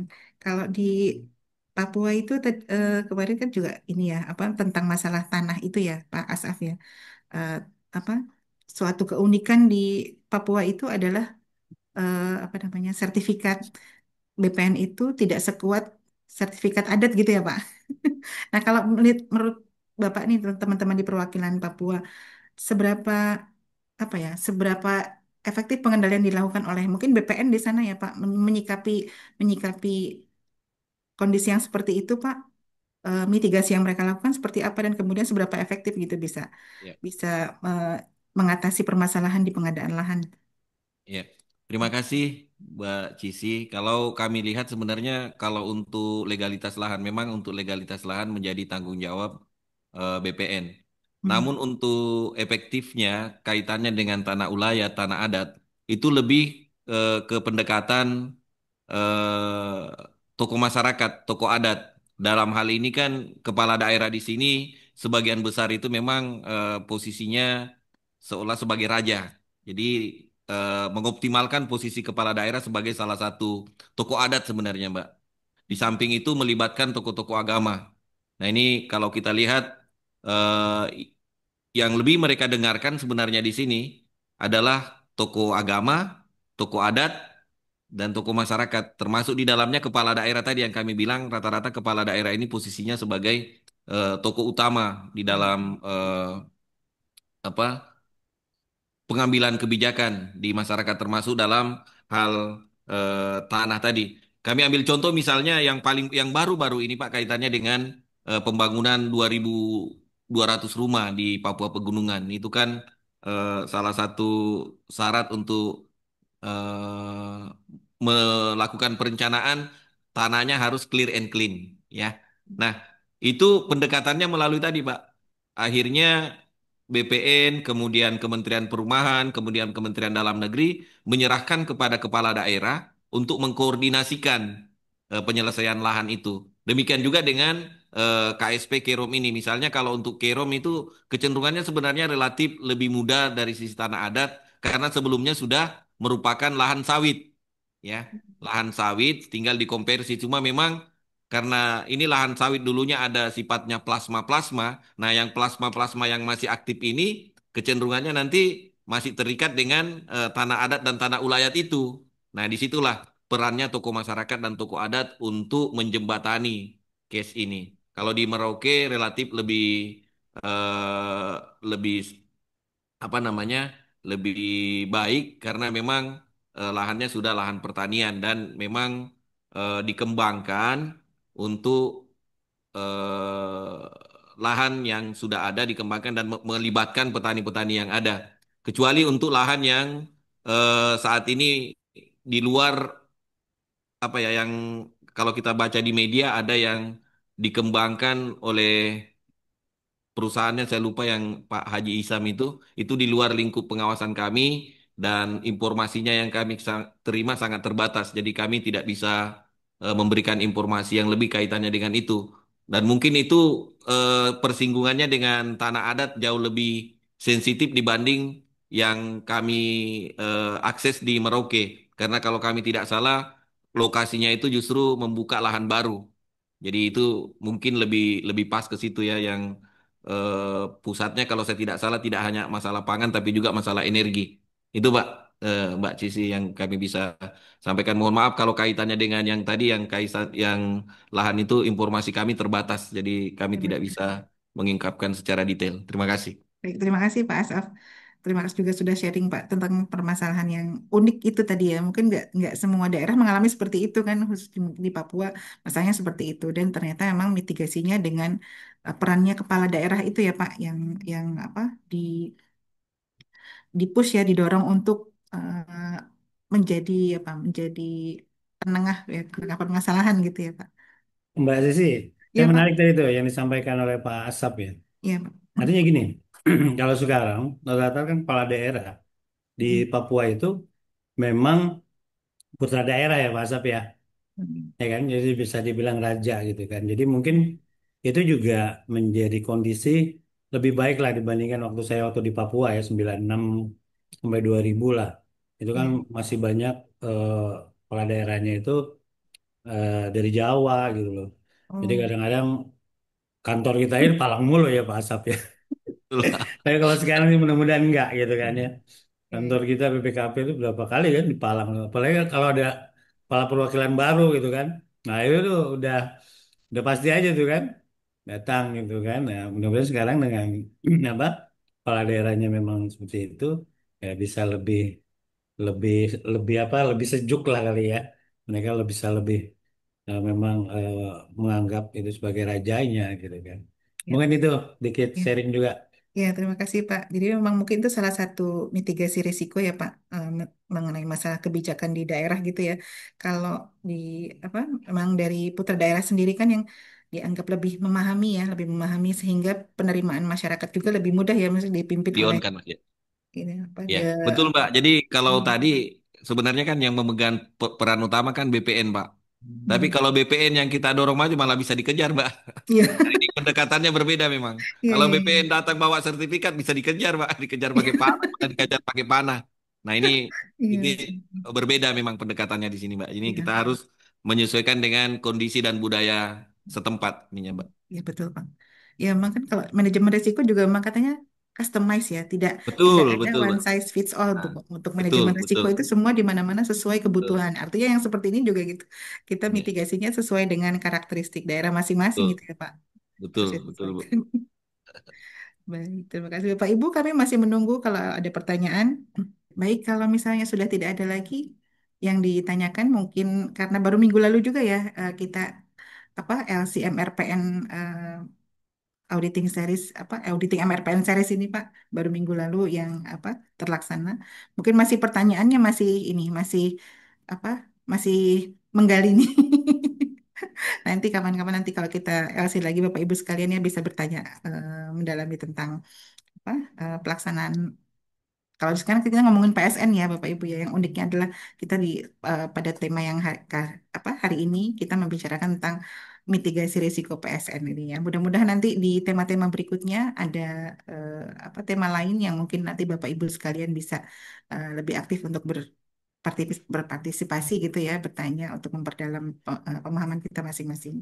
Baik, mungkin Bapak Ibu sekalian terima kasih banyak atas partisipasinya pada hari ini, terutama juga untuk Pak Ikhwan, Pak Ya. Asaf, terima kasih banyak atas sharingnya, atas pengalaman yang telah dibagikan kepada kami sehingga kami bisa eh, memahami juga ya tentang permasalahan di lapangan yang beda-beda nih di Jawa Barat permasalahannya beda, di Papua permasalahannya beda. Mudah-mudahan apa yang disampaikan pada pagi sampai dengan siang hari ini bisa memberikan manfaat bagi kita semua dan kita bisa menerapkannya dalam pelaksanaan penugasan kita sehari-hari.